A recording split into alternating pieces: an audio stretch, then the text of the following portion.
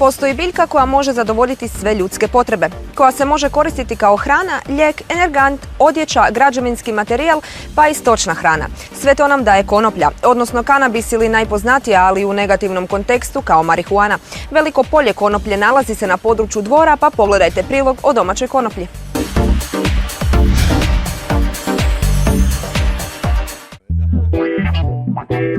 Sešćanin Milan Borojević, inače rodom iz dvorskog kraja, odlučio svoju ekološku zemlju na području općine Dvor iskoristiti za sijanje konoplje.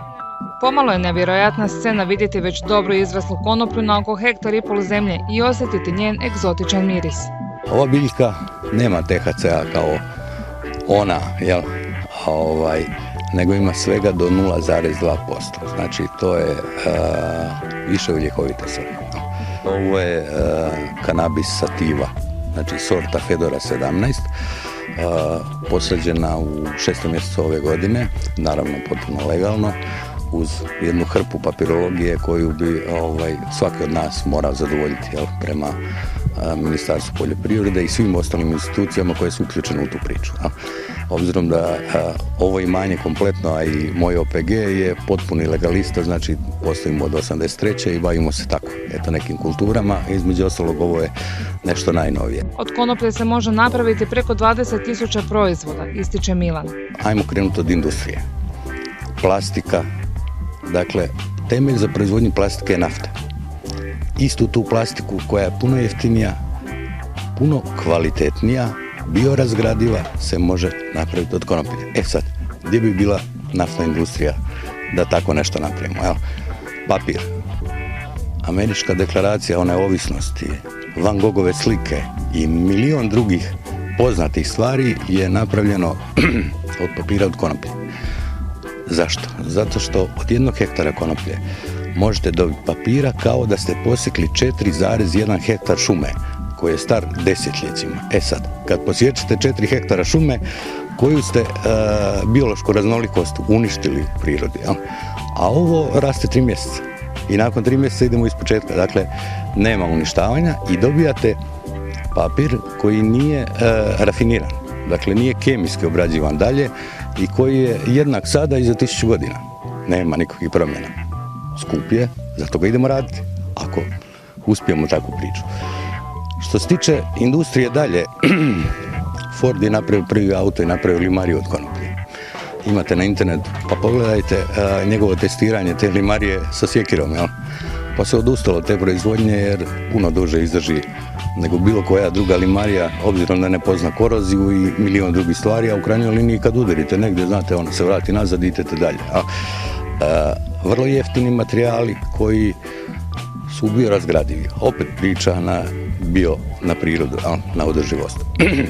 Građevinarstvo, cigla od konoplje, beton od konoplje, izolatori umjesto staklene vune, kudikamo prihvatljiviji, kvalitetniji i opet biorazgradivi.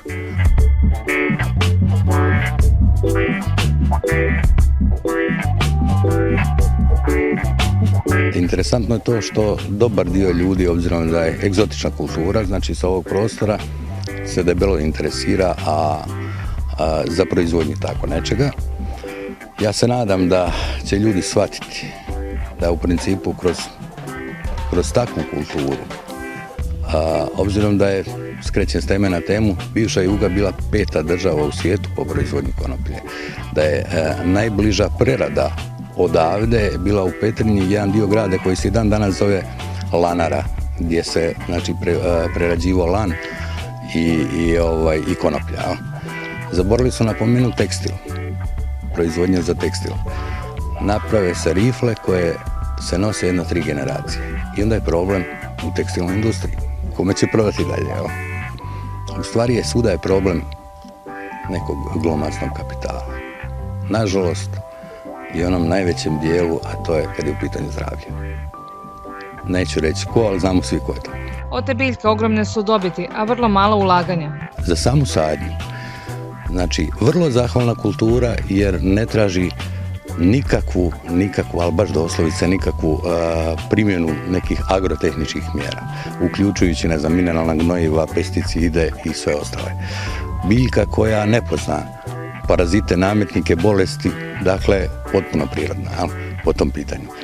A raste čak i u pustinji, u Sibiru, a da ne govorimo ovdje kod nas.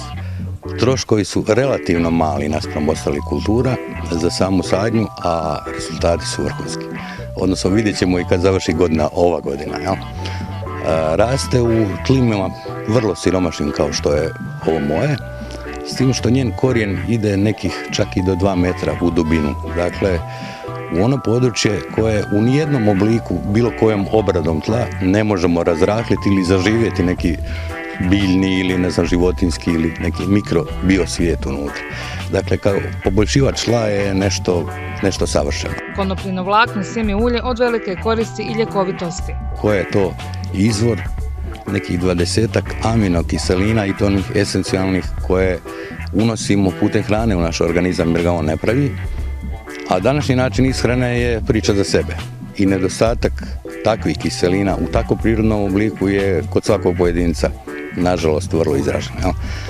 Odnos omega-3 i omega-6 nigdje u prirodi, a čak ni u nekim koncentriranim oblicima u apotekama ili negdje drugdje nije na takav način kao što je priroda napravila postavljen kao u konoplji i tako lako probavljiv i prihvatljiv jedan kemijski, ajmo reći, spoj, prirodni za ljudski organizam. Milan je posijao konoplju radi sjemenki koje će potom prodavati.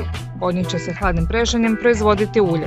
Moj proizvod je sjemenka, dakle ja ću kolegi prodati tu sjemenku koji dalje prerađuje u proizvodnju koja se prodavati na hrvatskom i europskom tržištu. Puno ima upita o međunarodnoj suradnji, konkretno obzirom da je ovdje blizina Bosne. I postoji intencija, nekoliko sastanaka bilo sa njihovim proizvođačima da se udružimo i da stvaramo jedan lagani lobby, da tako kažem, i prema birokraciji, jer imate i kod njih i kod nas ili bilo gdje drugdje, imate jednu apsurdnu situaciju, da možete uvesti apsolutno sve, a da puno kvalitetnije i isplativije ne možete proizvesti. I to je naša realnost. Nažalost, to želimo mijenjati. Koliko smo mogući, mi kao pojedinac ili jedan mali čovjek vjerojatno vrlo malo.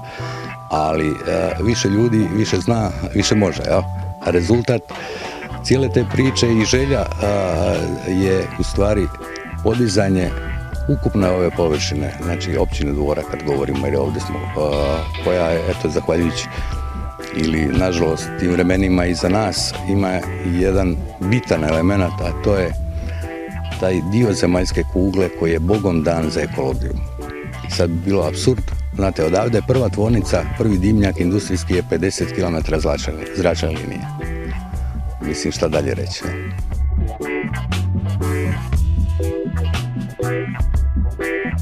Potencijali ove biljke su ogromni. Potencijali ove biljke kroz povijest kad se gleda da je, ne znam, od brodova, odnosno užadi za brodove pa jarbole pa ne znam sve šta ostalo. Međutim, Kanađani su daleko najveći proizvođači i oni su se oglušili na uputstva i pritiske ekonomskih lobija, da govorimo i naftnih i farmaceutskih i svi ostali, pa su rekli idemo mi raditi zaraditi, a vi pričate svoje priče. E sad, naša je želja da upravo to napravimo. Da idemo apsolutno legalno, znači napraviti nešto jako dobro i nešto kvalitetno, nešto unosno u krajnjoj liniji. Zašto ne napravi proizvod sa ovih prostora koji je prepoznatljiv u cijelom svijetu? I indijska konoplja koja se koristi kao droga ima niz ljekovitih svojstava. Važnu ulogu igra oboljelima od raka jer ublažava bolove i sprečava širenje tumora. Ne postoji niti jedna dokumentirana smrt povezana s predoziranjem marihuanom ili THC-om.